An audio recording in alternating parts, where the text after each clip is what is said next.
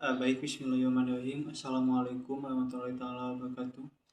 Perkenalkan, nama saya Dimas Nur Hasan dengan NIM 8575266628.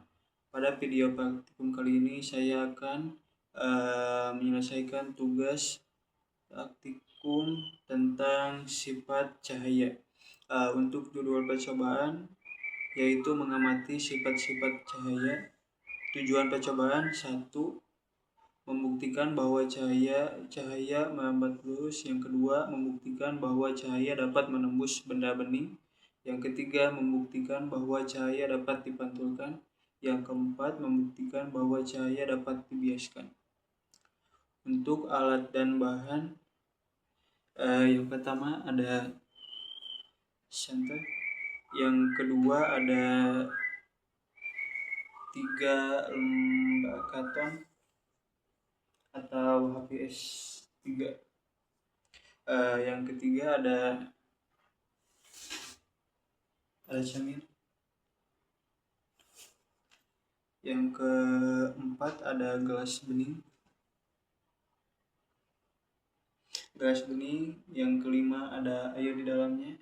Yang keenam ada pensil. Dan yang ketujuh meja.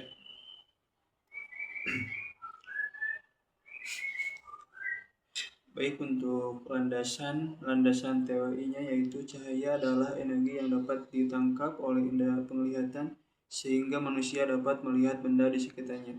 Cahaya memiliki beberapa sifat yang dapat diamati melalui percobaan sederhana. Sifat-sifat cahaya antara lain: 1. Cahaya merambat lurus, yaitu cahaya bergerak dalam garis lurus. Sifat ini dapat diamati ketika cahaya senter hanya dapat melewati lubang-lubang karton yang tersusun sejajar.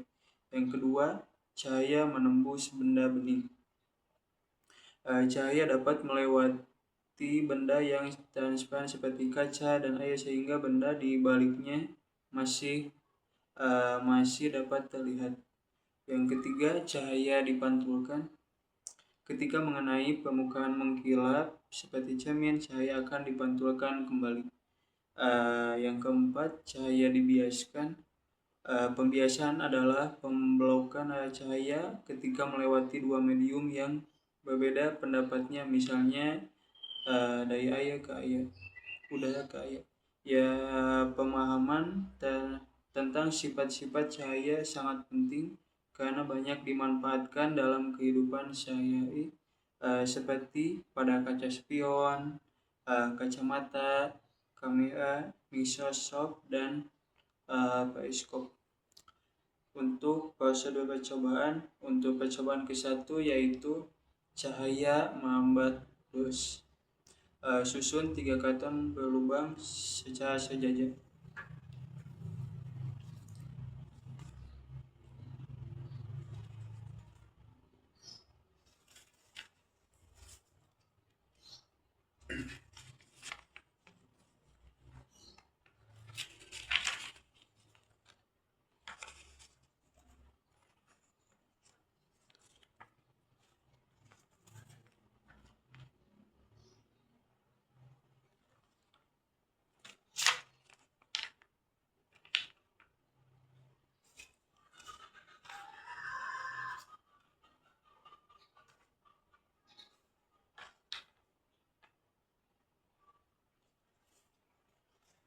Baik, ini 3.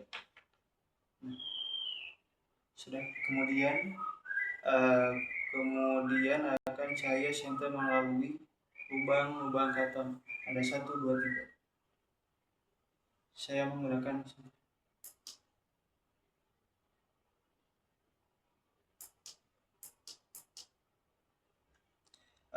yang ketiga, mati apakah cahaya dapat melewati seluruh lubang. Ini untuk percobaan ke-1. Kemudian percobaan kedua, cahaya menembus benda bening. Cahaya senter ke dalam ke gelas bening.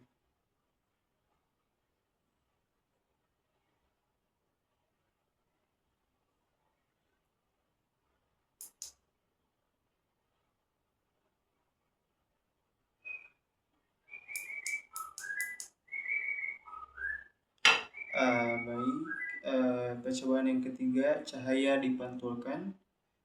Akan cahaya santai ke permukaan cermin, amati pantulan cahaya. Saya menggunakan cermin.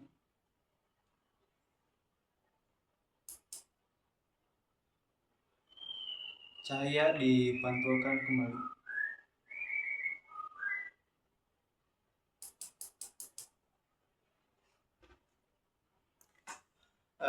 Percobaan keempat, cahaya dibiaskan.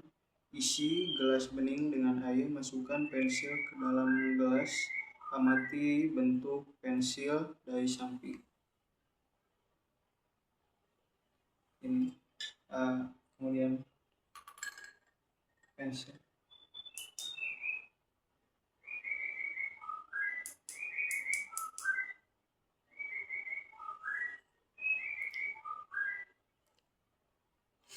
Baik, setelah saya melakukan keempat percobaan, untuk hasil pengamatannya yaitu percobaan ke-1 beserta hasil pengamatannya yaitu cahaya merambat lurus, cahaya santai dapat melewati ketiga lubang karton yang tersusun sejajar. Saat salah satu karton digeser, cahaya tidak